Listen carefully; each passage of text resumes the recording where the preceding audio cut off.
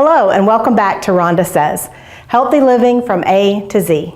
Today we are doing chapter Q, Quality over Quantity. And this is Mike. Say hi, Mike. Hi. And Mike's going to help us with this today. What I want to focus on is form. Quality is always better than quantity. If you can do 50 squats, but they're in poor form, then you shouldn't be doing 50 squats. So we're going to just demonstrate a few exercises that I see done very incorrectly and showing you how to kind of tweak those to make them better for you. Especially as you get older, you want to stay in good working condition. And if you get injured, you won't be able to do that. So this is going to be, he's going to demonstrate a squat. And what we normally see with squats, go ahead and take your feet a little wider apart. And go ahead and go into the squat. So anytime that the knees translate too far forward, you're putting a lot of stress in the knee. So come up, and now he's going to show you how to do the same squat. Toes are going to be forward. It's okay if your toes are slightly turned out, but you still want basically the big toe to be facing forward. So he's going to sit back with his hips first. Go ahead. Good. So he sits back with his hips, his knees are out, and then he's going to drive up. That's what a squat needs to look like.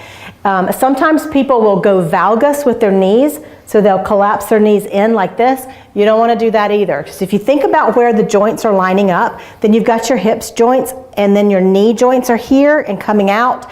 That doesn't take a genius to know that that is not stable. The most stable place is to stack those joints. So if you're going valgus with your knees, you're not stabilizing the joints and it's going to hurt you. So that's the squat. Next we're going to go into a lunge, and you can just throw those weights down. I'm going to have you turn sideways. So what I want to show you about the lunge is you can do a forward lunge, a backward lunge, a static lunge, a walking lunge. I'm going to have him to do a forward lunge. And when he lands, if you notice where his knee is in the front leg, that is the way most people will land on that knee. Come up. You want to make sure that you're landing in the heel. So when you're in that front leg, the most part that you should be feeling is your butt. So as you step forward, land in the heel, make sure the knee stays stacked over the ankle and really engage the glute. So the front leg is the leg that you're working the hardest, and you really want to focus on working the glute of that front leg. So I'm going to have Mike to do that again. He's going to step forward and he's going to come down. And notice that there's a little bitty angle. Hips and shoulders are lined up, but he's not completely straight up. So if he were completely straight up like this, exaggerating the lumbar's curve, go ahead and come up, that's not going to be fun.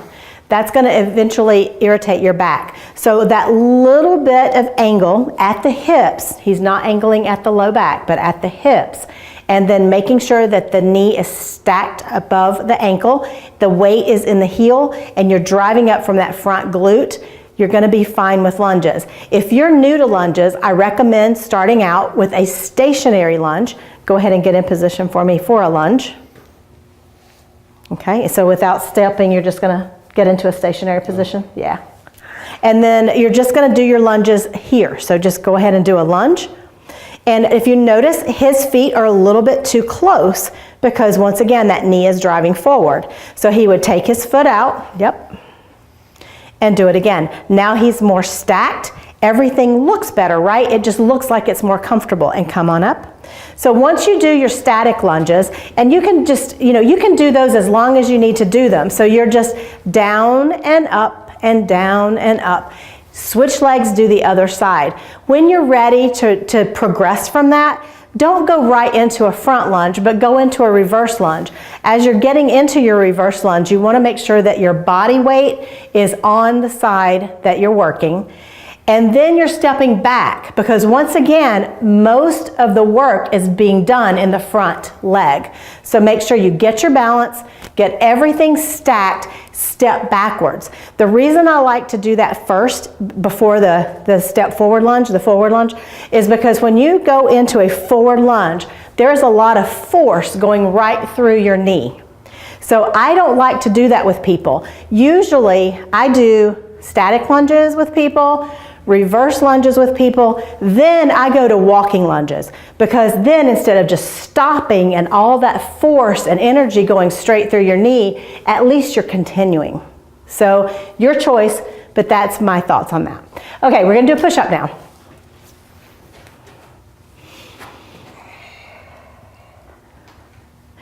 When he's doing this push-up, notice his elbows come back at a 45 degree.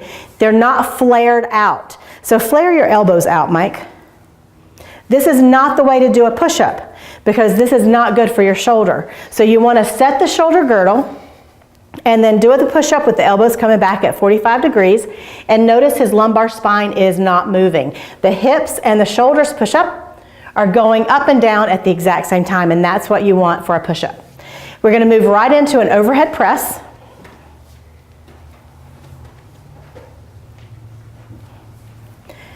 There's two things with an overhead press. If you have shoulder problems, you probably don't want to do anything overhead, especially if you have any kind of impingement going on. So if you've got shoulder issues, if you have like bursa injuries, if you have tendonitis, if you have supraspinatus impingement, those types of things, you shouldn't be doing these overhead anyway. So don't put these in your program. If you have great working shoulders and you want to throw some overhead work in there, there's a couple of ways to do it. There's like a narrow grip and there's a wide grip. So we're going to show you both. Okay, so Mike's got the narrow grip. He's going to press overhead. His lower back is going to stay completely stable and come down. Now show them what that would look like if your lower back was not stable. So his back, turn sideways. I think they might see it better sideways. If his back is going in more of an arch than it should, go ahead and come down.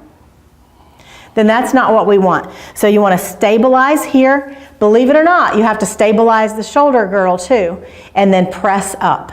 Go ahead. Much better. Now that's a close grip one.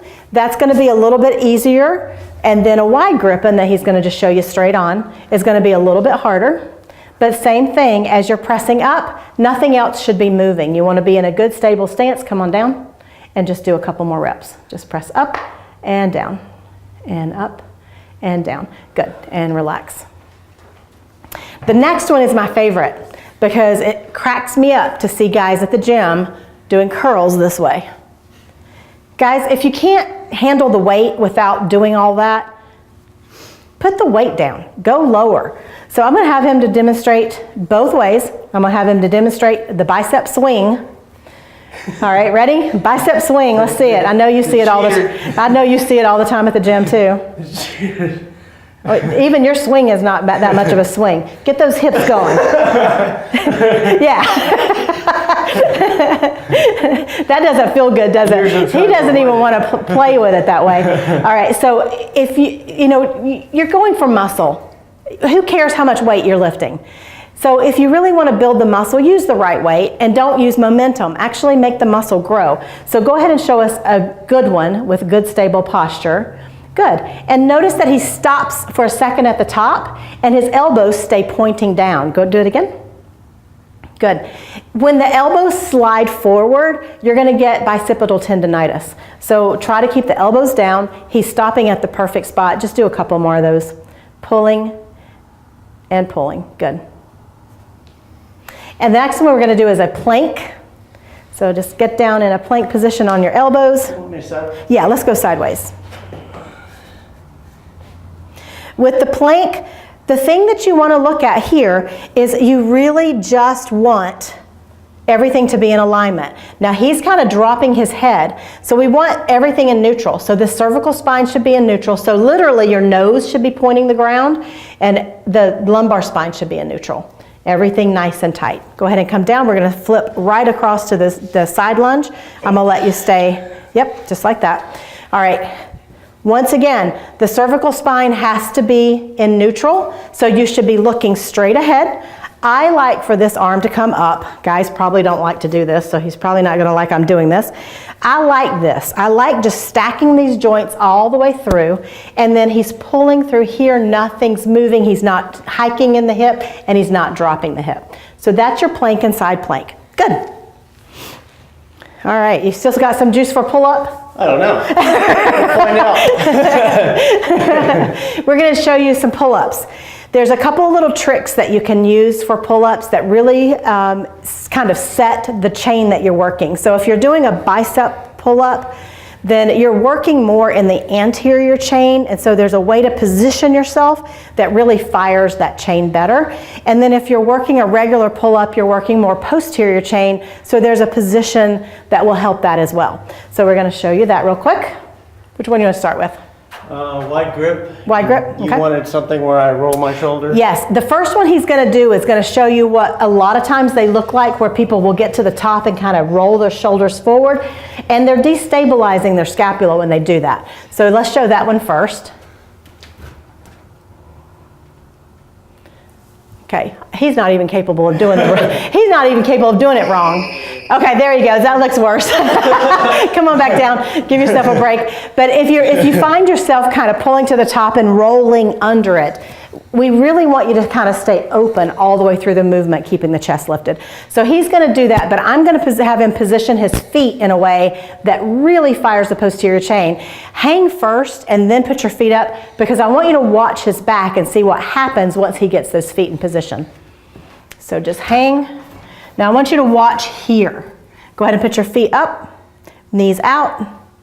And just notice how all of this, I don't know if you can see it on camera really, but everything's tight now. Go ahead and pull up. And back down. And just one more time. Good. Now let's keep the hips back and the knees behind you, so that we're really keeping this engaged. Do it one more time, keeping those knees back. Good. It makes it harder. Come on down. Does it make it harder a little bit? It does. Yeah. But it forces you to really focus on those posterior chain muscles. Ready to do the narrow grip? All right. So in the narrow grip one, you're going to see he's going to do a little pike at the hip. Yep. So his feet are going to go forward. He's pointing his toes a little bit more. And now he's going to pull up. So with that little bit of pike, it just causes everything in the anterior chain to really fire up. Okay, a couple more.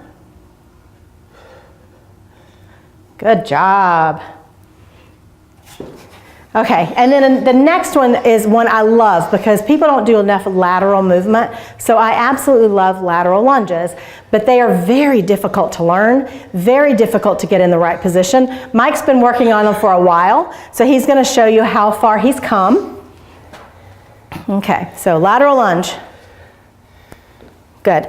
Now he's pulling back. His knee is still slight bit forward, but not so much I would be too worried about it. Come up. Other side. Just pushing those hips back. So Mike has been working a lot on his hip mobility. So this is getting better and better and better, because he's continuing to work on getting the hips more mobile. And I'm going to have you do one more. Sit the hips way back. There you go. Now you see how he kind of rocked back on his heel that time and his toe came up. That's a good indicator that he's getting the weight back where it needs to be. Okay? Of the other side, and then we'll be done with that. Good. So there's a lot of exercises, and there's a lot of ways to do the exercises wrong. However, what I wanted to do today is just point out a few of the ones that we see done incorrectly most often, and some little tweaks to help you get those better. Because once again, as you age, I mean, if you're watching this video and you're 25 years old, you probably are like, who cares?